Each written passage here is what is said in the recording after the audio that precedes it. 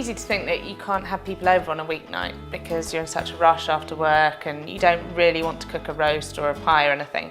But actually, you can do something like a stir fry in about the same time as you get a takeaway. So I've prepped all ready to go into the stir fry. I've chopped some garlic, some chilies, just roughly chopping some spring onion.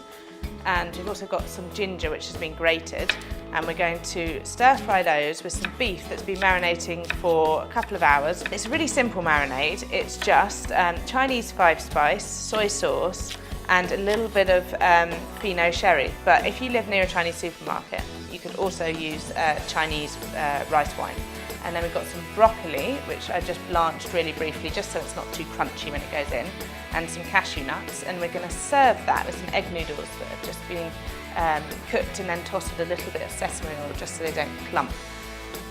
So the first thing we need to do is to turn the wok on, and it's really handy if you've got one of these big wok burners, because actually you need to get the wok really, really hot because you want to cook it as quickly as possible, which is the beauty of this dish. I'm just going to heat some vegetable oil in here. Now you've got a lot of space for the wok because you don't want to be sort of fiddling around and knocking things over. Just tip the beef in, and it should really sizzle as it hits the pan. There we are.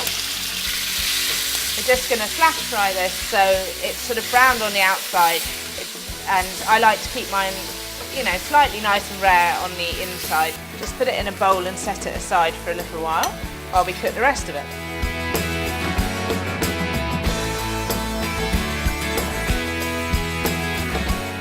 Beef goes back in, and then just toss that together just to combine everything nicely, make sure everything's got a nice coating of sauce. While we're eating our stir fry, these will just sort of soften slightly, start to caramelise on the griddle, and then we can just char grill it just before we're ready to eat.